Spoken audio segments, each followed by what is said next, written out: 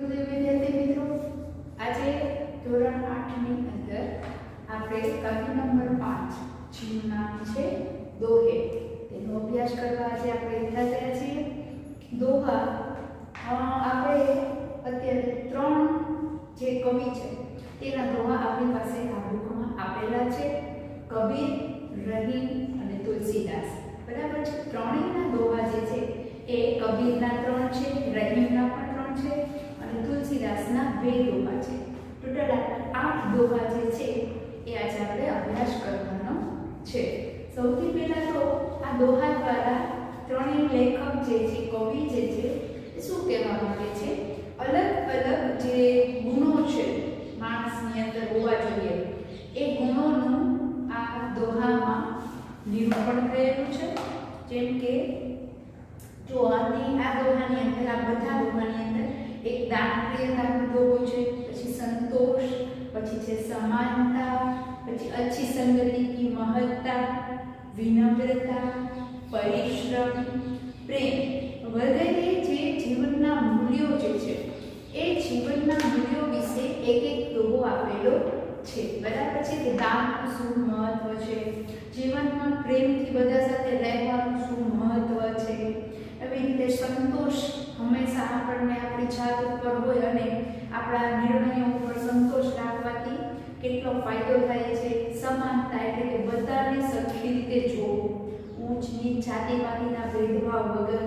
એવી રીતે અચ્છી સંગતિની મહત્તા, સારી સંગતિનું શું મહત્વ છે આપણા જીવનમાં અને બુરી સંગતિથી કેટલા નુકસાન થાય. બરાબર. એવા એક દોહા આપણને અહીં કાવ્યમાં આપેલા છે. સૌથી પહેલા આપણે કબીરના દોહા જોવાના છે.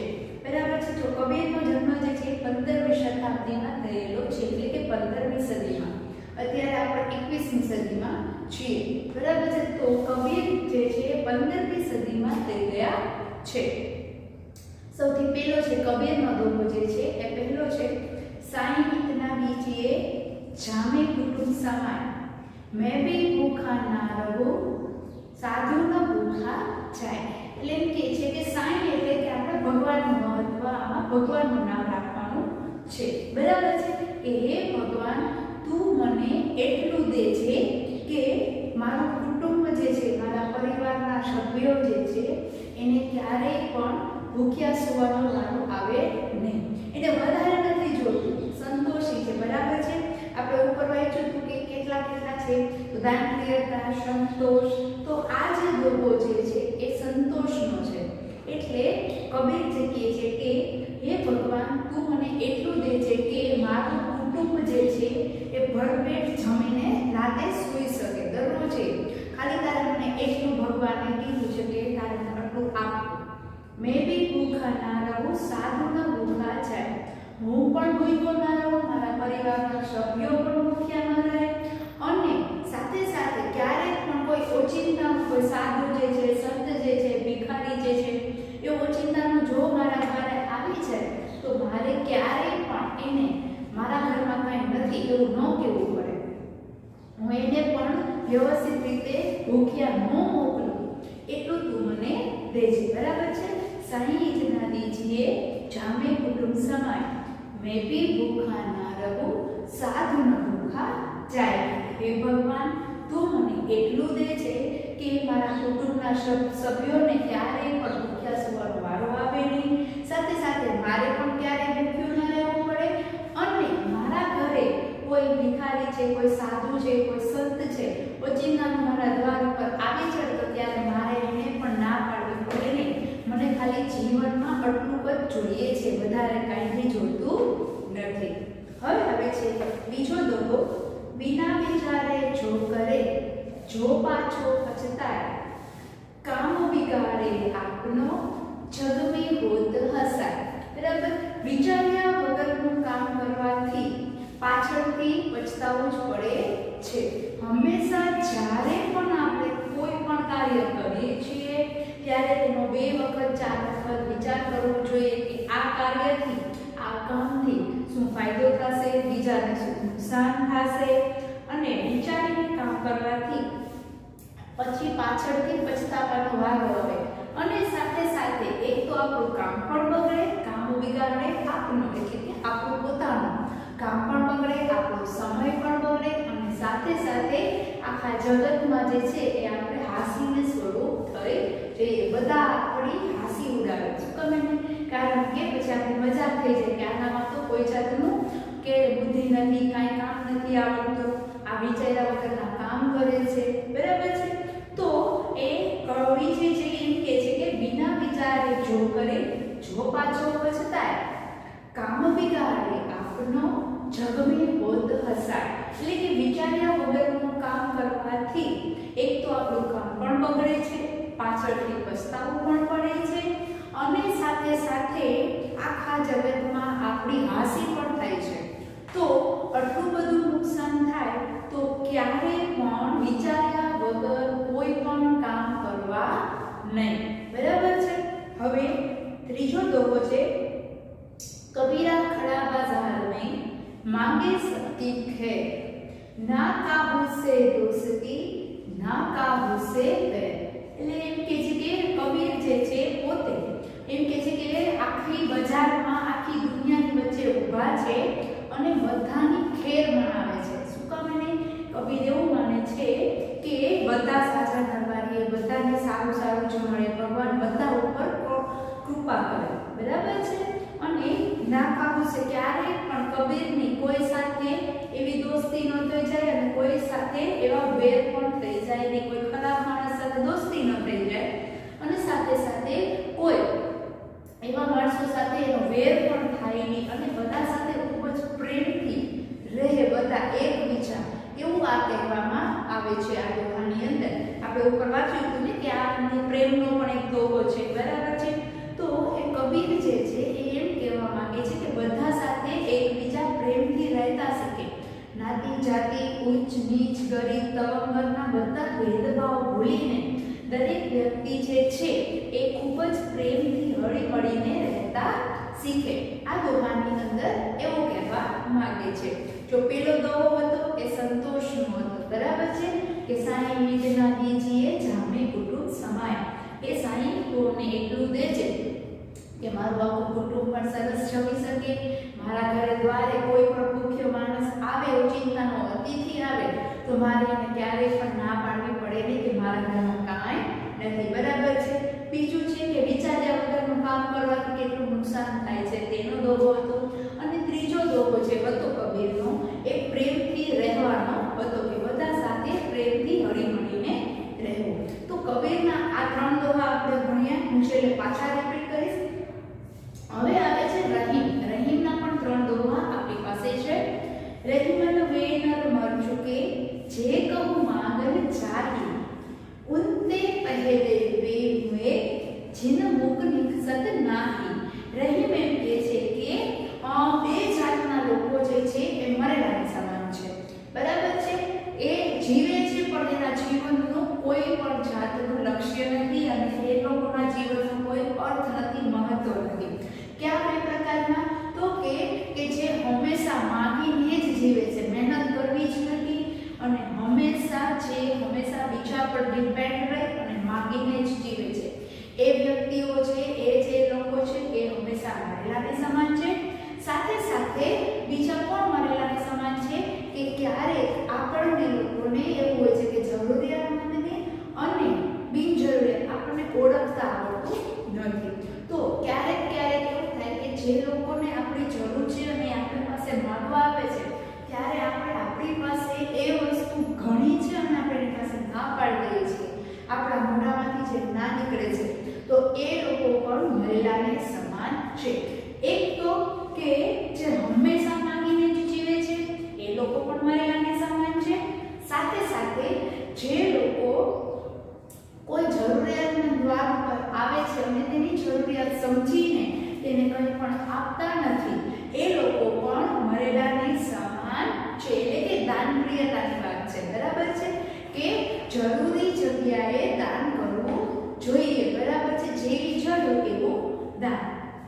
વળી પાછું આપણે એક વખત રિપીટ કરીએ. રહીમન વેનર મી મર ચુકે જે કહું માંગન જાહી, ઉનતે પહેરે વે મુએ જીન મુખ નિકસત નાહી. બરાબર. જો રહીમ, હવે એના જો રહી ઉત્તમ પ્રકૃતિ કા કરે સતત કુસમ ચંદન વિષ વ્યાપત નહીં લિપટે રહે પૂજન. એમ કે છે કે જો જે વ્યક્તિ ઉત્તમ પ્રકૃતિનો હોય ને તેની સાથે ગમે એટલી ખરાબ પ્રકૃતિનો માણસ હોય ને છતાં પણ એ ઉત્તમ પ્રકૃતિના માણસને કોઈ જાતનું નુકસાન થતું નથી, એને બગાડી શકતો નથી ઉત્તમ પ્રકૃતિના માણસને. બરાબર છે. તે કેવી રીતે? તો આપણને આમાં ભુજંગ એટલે કે સાપ અને ચંદનના વૃક્ષનું ઉદાહરણ આપ્યું છે. સાપ જે છે, ભુજંગ જે છે એ સતત ચંદનના વૃક્ષને લીપટાયેલો હોય છે અને એ જ્યારે લીપટાયેલો હોય છે ત્યારે તેની જ્યારે પણ મુખમાંથી જીભ નીકળે છે ને ત્યારે તેમાંથી જે કે ને ઝેરના છાંટણા છે ને એ ચંદન ઉપર સતત પડતા જ હોય છે ચંદનના વૃક્ષમાં. છતાં પણ એ ચંદનના વૃક્ષને સાપના ઝેરની કોઈ પણ અસર થતી નથી. કે એવી જ રીતે કદાચ ખૂબ જ ઉત્તમ પ્રકૃતિનો ઉત્તમ સારી વ્યક્તિ હોય ને તો તેની સાથે ગમે તેટલો ખરાબ કુસંગતિ વાળો વ્યક્તિ હોય કે એનો ફ્રેન્ડ હોય, દોસ્તાર હોય છે, મિત્ર હોય છે, છતાં પણ એ તેને નુકસાન કરી શકતું નથી. સામું ઓલો વ્યક્તિ જે છે એ સુધરી જાય છે પણ ઉત્તમ પ્રકૃતિનો વ્યક્તિ જે છે એ બગડતા નથી. બરાબર. પાછું જો રહી ઉત્તમ પ્રકૃતિ કા કરી સતત કુસંગ. બરાબર. જો આપણી પ્રકૃતિ ઉત્તમ પ્રકારની હશે, આપણામાં સજ્જનના અને સારા માણસોના, સારા માણસ તરીકેના તમામ ગુણો હશે તો કા કરી સતત કુસંગ. તો જે આપણી સાથે જે કુસંગવાળા વ્યક્તિઓ જે છે, જેનામાં દુર્ગુણો ભરેલા છે, એ આપણું કાંઈ પણ બગાડી શકે નહીં. કેવી રીતે? તો તેનું ઉદાહરણ છે ચંદન વિષ વ્યાપત નહીં લિપટે રહત પૂજન. એટલે કે ચંદનના વૃક્ષમાં વિષ જે છે, ઝેર જે છે એ વ્યાપ્ત થતું નથી. ભુજંગ એટલે કે સર્પ જે છે એ 24 કલાક ચંદનના વૃક્ષ ઉપર લીપટાયેલો રહે છે ને છતાં પણ ચંદનના વૃક્ષને સાપના ઝેરની અસર થતી નથી. ત્યાર પછી ત્રીજો દોહો જે છે રહીમનો, બડે બડાઈ ના કરે બડે ન બોલે બોલ રહીમ ન હીરા કબ કહે લાખ ટકા મેરા મોલ. બરાબર છે. જે વ્યક્તિ મહાન છે ને એને એની મહાનતાના ગુણો જે છે એ દર્શાવવાના ન હોય, બધા એને ઓળખતા જ હોય.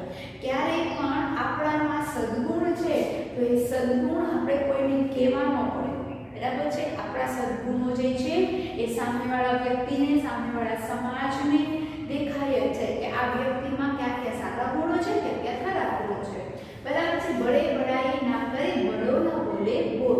એટલે કે જે વ્યક્તિમાં ઉત્તમ પ્રકારના ગુણો હોય છે ને એ ગુણો એને ક્યારેક કહેવા પડતા નથી કે મારામાં સાચું બોલવાનો ગુણ છે, હું હંમેશા બધાને મદદ જ કરું છું. જે માની લો આવા બધા સારા સારા ગુણ છે એ કોઈને કહેવાના ન હોય, એ આપણું વર્તનથી બધા ઓળખી જ જતા હોય છે. કે એવી જ રીતે પછી આપણને એક ઉદાહરણ આપેલું છે રહીમન હીરા કબ કહે લાખ ટકા મેરો મોલ.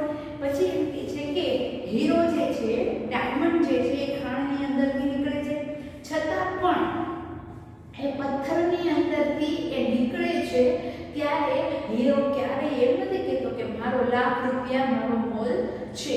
આપોઆપ એક પથ્થર વસ્તુ છે એ પથ્થરમાં આવી જાય છે, કચરો છે એ કચરામાં જાય છે અને હીરો જે છે એ ખાણમાંથી જ્યારે નીકળે છે ને ત્યારે છૂટો પડી જ જાય છે અને એની કિંમત જે છે એ લાખ રૂપિયા અંકાય જ જાય છે. એટલે ઉત્તમ પ્રકૃતિના જે વ્યક્તિઓ હોય છે તેમને એના ગુણોનો જે છે એના વખાણ કરવા પડતા નથી. એના ગુણો જે છે, એનો જે સદગુણો છે એ બીજા પાસે અને સમાજમાં બીજા કરતા એની અલગ પાડી જ દે છે. હીરાને ક્યારેક એવું કેવું નથી પડતું કે હું લાખ રૂપિયાનું છું, મને અલગ પાડો. બરાબર છે. જ્યારે ખાણમાંથી બધું નીકળતું જ હોય છે, એનો આપણને ખબર છે કે હીરો પથ્થર ખાણમાંથી નીકળે તો આપોઆપ એ છૂટો પડી જાય છે અને એનું મૂલ્ય છે એ પણ લાખ રૂપિયા અંકાય જ જાય છે. હીરાને ક્યારેય એવું પડતું નથી. એવી જ રીતે જે વ્યક્તિમાં સરસ મજાના ઉત્તમ પ્રકારના સદગુણો છે ને એ વ્યક્તિને ક્યારેય પોતાના ગુણો જે છે એ બીજાને કહેવા પડતા નથી. એના જે ગુણો છે, માની લો કોઈને મદદ કરવી, બધાનું ભલું કરવું, આ બધા જે ગુણો છે એ ગુણો આપોઆપ એની જે એના વ્યક્તિત્વમાંથી ઉપસી આવે છે. બરાબર છે. હવે રહીમના પણ 3 થઈ ગયા. પેલું હતું રહીમત વે નર ઘર ચૂકે, જે કહું માંગત જાહી, ઉનતે પહેલે વે મોહે, जिन निकल मुक्सद नाही. जो रहीम उत्तम प्रकृति का कर सकत कुसंग, चंदन विष व्यापत नहीं, लिपटे रहत भुजंग. त्रीजो हतो बड़े बड़ाई ना करे, बड़े न बोले को, रहीम हीरा कब कहे, लाख टका मेरो मोल. હવે આવે છે તુલસીદાસનો. તુલસીદાસના આપણી પાસે બે દોહા છે. આવત હિય હર્ષે નહીં, નૈનન નહીં સને, તુલસી વહા ન જાઈએ, કંચન બરસે મેઘ. એમ કહે છે કે જ્યાં જવાથી, હિય એટલે કે હૃદય અથવા, બરાબર છે, તો જ્યાં જવાથી કોઈના હૃદયમાં હર્ષે એટલે કે હરખ ન હોય, આપણને જોઈને ખુશ નથી થતા, ત્યાં નહીં જવાનું, નહીં નહીં સને. અને જ્યાં કોઈની આંખમાં તમને સ્નેહ, એક જાતનો પ્રેમ ન મળે, ત્યાં પણ નહીં જવાનું. તુલસી વહાં જાઈએ, કંચન બરસે મેઘ. ભલે પછી એ લોકોના ઘરમાં સોનાનો વરસાદ થતો હોય ને, છતાં પણ જો એ સામેવાળો વ્યક્તિ ના હૃદયમાં આપણા પ્રત્યે પ્રેમનો હોય, લાગણીનો હોય, અને સાથે સાથે અને એ આપણને જોઈને ખુશ ન થતા હોય, એની આંખમાં આપણા માટે તેને કોઈ જાતનો સ્નેહ અથવા તો પ્રેમ ન હોય, બરાબર છે. એક તો આપણને જોઈને ત્યાં જોઈ કોઈના ઘરે જઈ અને જો આપણને એની આંખમાં આપણા પ્રત્યે લાગણી કે પ્રેમ જોવા ન મળે, તો એવા લોકોના ઘરે પણ ક્યારેય જવું નહીં. અને કોઈના હૃદયમાં માની લો એને દિલથી આપણા જવાથી એને દિલથી ખુશી ન થતી હોય, તો ત્યાં પણ જવું નહીં. ભલે ત્યાં પછી સોનાનો વરસાદ થતો હોય, એટલે કે ખૂબ જ પૈસાદાર હોય, છતાં પણ એવા બે વ્યક્તિના ઘરે ન જવું. ક્યાં? તો કે જ્યાં આપણને પ્રેમથી બોલાવે નહીં અને આપણા પ્રત્યે એ લોકોની આંખમાં એક જાતની પ્રેમની લાગણી જોવા ન મળે, બરાબર. આવા બે જાતના વ્યક્તિઓના ઘરે ક્યારેય પણ જવું નહીં, બરાબર. હવે એના પછી છે તુલસીદાસનો બીજો દોહો છે. વિદ્યા ધન ઉદ્યમ વિના, કહો જો આવે કોણ. વિદ્યારૂપી ધન જે છે એ ઉદ્યમ વિના, પરિશ્રમ વિના કોને મળ્યો છે? કોઈને નહીં. વિદ્યારૂપી ધન જે છે એ મેળવવા ખૂબ જ પરિશ્રમ કરવો પડે છે, ત્યારે જ વિદ્યારૂપી ધન જે છે એ આપણને લોકોને પ્રાપ્ત થાય છે, બરાબર. બિના ડુલાએ ના મિલે, જો પંખો કો કોણ. હલાવ્યા વગર પંખાની પણ હવા મળતી નથી. આપણે જૂના જમાનામાં જોતા હતા વીંજણો હોય છે, બરાબર. તો હલાવ્યા વગર જે વીંજણો જે છે, હાથનો જે પંખો જે છે, એને આપણે જો હલાવતા નથી ને, તો એ પંખામાંથી પણ હવા આવતી નથી. તો એ માની લો સામાન્ય ખાલી એક હવા મેળવવા માટે થઈને, પવન મેળવવા માટે થઈને પણ આપણે પંખાને જે છે આમથી આમ હલાવવો પડે છે. તો વિદ્યારૂપી ધન જે છે એ પણ વગર ઉદ્યમે, વગર પરિશ્રમે મળે નહીં. વિદ્યારૂપી ધન મેળવવા માટે તેને ખૂબ જ પરિશ્રમ કરવો પડે છે, બરાબર છે. જો સામાન્ય પંખામાંથી, વીંછણામાંથી જો આપણે પવન જોતો હોય, તો પણ એને સામાન્ય આમાં હલાવવાની આપણે ક્રિયા કરવી પડે છે. તો વિદ્યા તો બહુ મોટું ધન છે. એ ધન મેળવવા આપણે ખૂબ જ ઉદ્યમ કરવો પડે છે, બરાબર છે. હવે એક વખત હું બધાય દોહા જે છે એક વખત વાંચી જો, પછી તમને તેના શબ્દાર્થ પણ સમજાવી દઈશ. પેલા કબીરના દોહા. साईं इतना लीजिए जामे कुटुंब समाज, मैं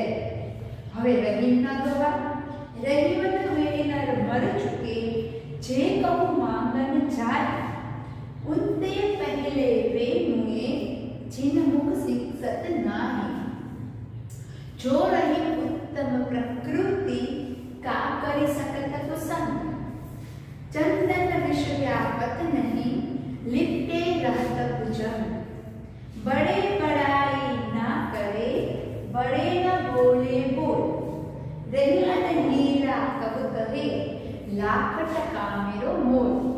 હવે તુલસીદાસના દોહા આવત હિય હર્ષે નહીં નૈનન નહીં સને તુલસી વહા ન જાઈએ કંચન બરસે મેઘ વિદ્યા ધન ઉદ્યમ વિના કહાં છુપાવે કોણ बिना डुलाए ना मिले जो पंखा को कोण।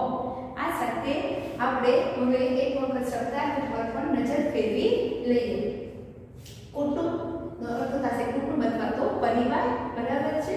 ખેર એટલે કે કુશળતા બધાની, નાદ એટલે કે આવાજ અથવા તો ધ્વનિ, કુસંગ એટલે કે બુરી સંગત, ત્યારબાદ છે ભુજન એટલે કે સાપ અથવા તો શર્ટ, નૈનન એટલે કે આંખોમાં, હર્ષે એટલે ખુશી, કંચન એટલે કે સોનું, મેહ એટલે કે મેઘ, ઉદ્યમ એટલે કે પરિશ્રમ, પવન એટલે પવન અથવા તો હવા અને ખાન ખાના એટલે કે સરદાર કા સરદાર, બરાબર। તો આ રીતે આજે આપણે કાવ્ય નંબર 5 જે છે ધોરણ 8 ની અંદર એ પૂર્ણ કરીએ છીએ।